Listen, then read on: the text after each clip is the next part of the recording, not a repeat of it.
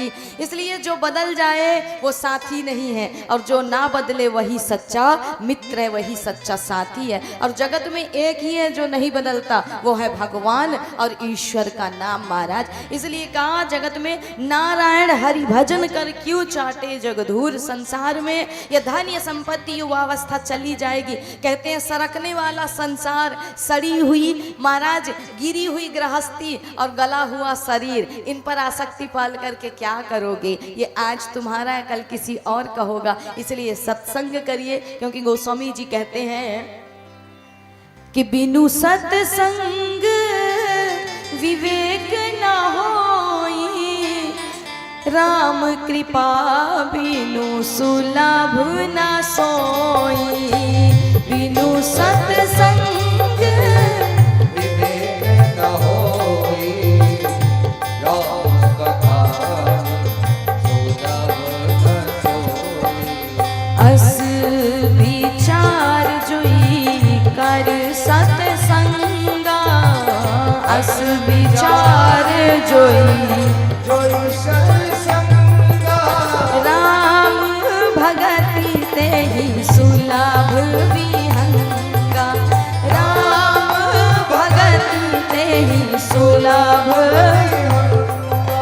श्री राम जय जय राम, श्री राम जय राम।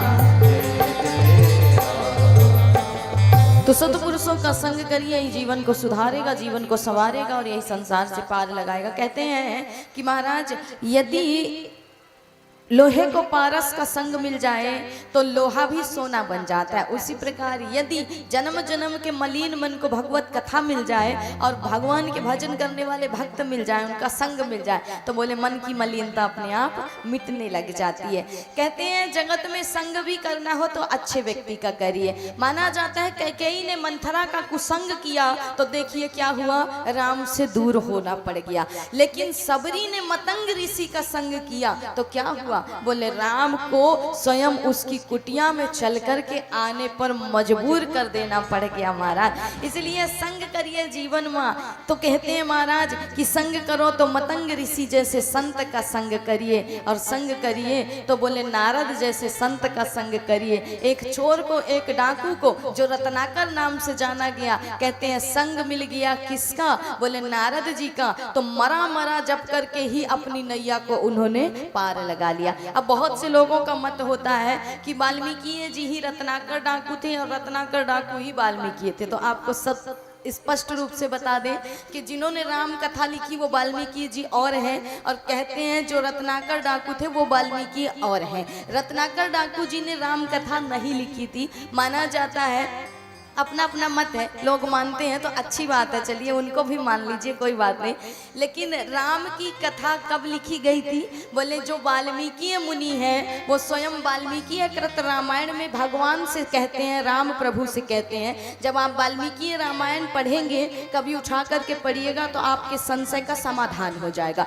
वाल्मीकि रामायण में राम जी से स्वयं वाल्मीकि मुनि कहते हैं कि हे प्रभु मैं कौन हूँ, बोले प्राचेताओं की संतान और ब्रह्मा के वंशज में जन्मा ब्राह्मण हूँ। अर्थात जो वाल्मीकि जी थे जिन्होंने राम कथा लिखी थी वो प्राचेताओं की संतान थे, और वो कब आए थे, बोले राम अवतार से पहले जगत में आ गए थे महाराज।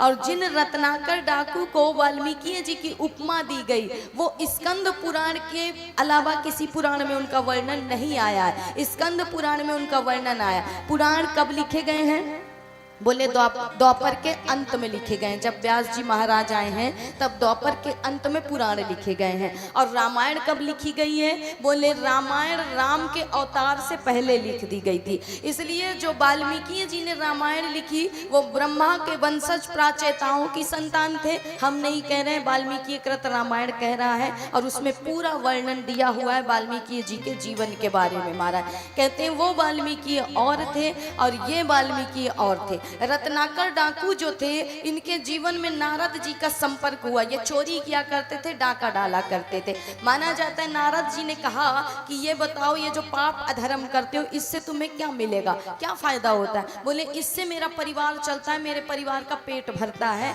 और अगर ये काम नहीं करूंगा मेरा परिवार भूखों मर जाएगा ना महाराज।